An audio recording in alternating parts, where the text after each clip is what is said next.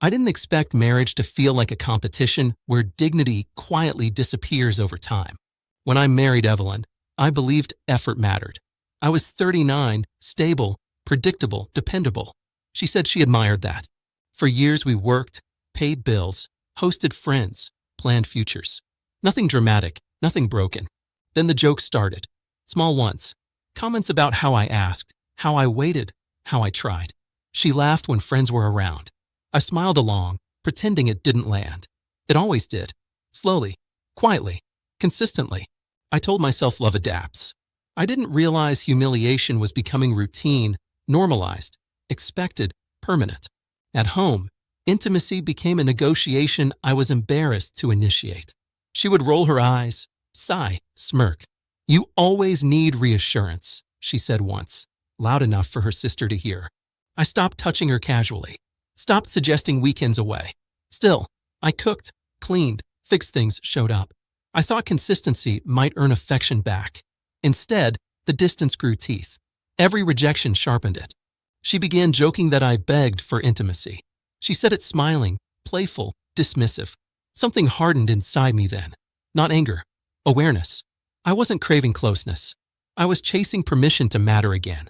That realization stayed. I remember the night it finally crossed a line. We were at dinner with friends, wine flowing, laughter easy. Someone joked about relationships slowing down. Evelyn laughed and said, "Some men just don't know when to stop asking." She looked directly at me. The table chuckled awkwardly. My chest tightened, but I stayed quiet. Later, in the car, I asked why she said that. She shrugged. "It's true. You act like intimacy is oxygen." Her tone wasn't cruel. Worse, it was bored. That was when I understood respect had quietly left our marriage first. Love followed later. I didn't sleep much. After that, I stopped initiating completely. No texts, no touches, no questions. I redirected my energy into work, into silence. The shift confused her at first. She asked why I seemed distant. I said nothing had changed, which was true. Weeks passed, then months. One evening she laughed again, telling a friend I had finally learned his place. That night, she reached for me, casually, expectantly. I stepped back. "Not anymore," I said evenly. No edge, no spite, just fact. The room felt different instantly. She stared, waiting for me to smile. I didn't. Something fundamental shifted there. Power realigned. The regret didn't explode immediately. It seeped in. Slowly. She tried softness, compliments, light touches. She laughed at my jokes again. I accepted none of it personally. I had already mourned what we were. One morning she asked if I was angry. I told her anger implies expectation. I had none left. That answer unsettled her. She wasn't used to calm boundaries. She asked if I was seeing someone. I said no. Truth didn't require explanation anymore. The mocking stopped. The respect tried to return.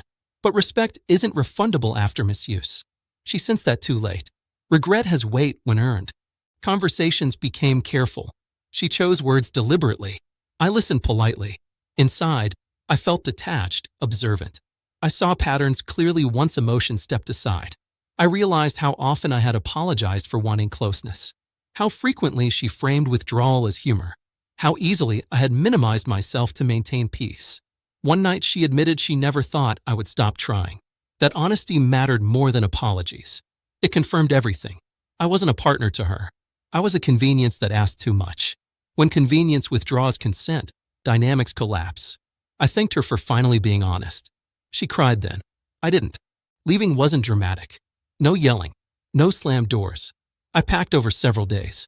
She hovered, asking questions I answered minimally. She asked if this was punishment. I told her consequences don't require intention.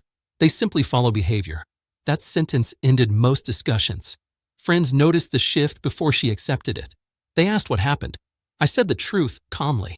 I stopped trying to convince someone to want me. That explanation traveled faster than gossip. It reframed everything. She lost the audience that laughed with her. Regret grows loud when validation disappears. She apologized sincerely then. I accepted it quietly. Acceptance isn't reversal. What surprised me most was the peace. I slept deeply again, ate better, laughed freely without scanning reactions. I didn't feel lonely. I felt unburdened. She tried one last conversation, asking if things could reset.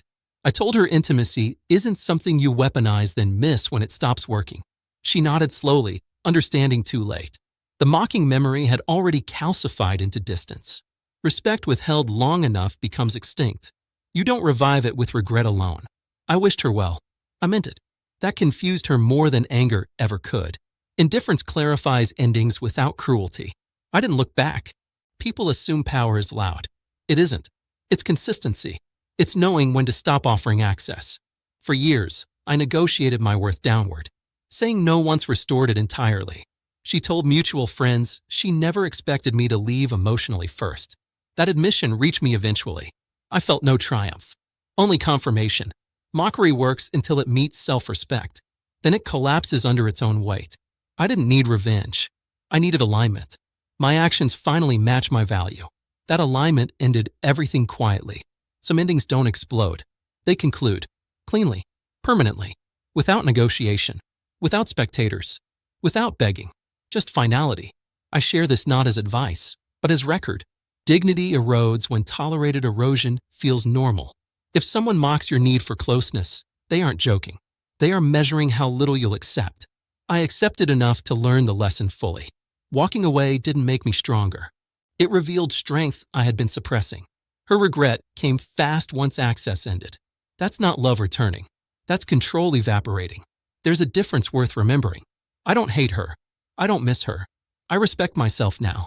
That change echoes longer than any apology ever could. Some losses are gains you recognize later.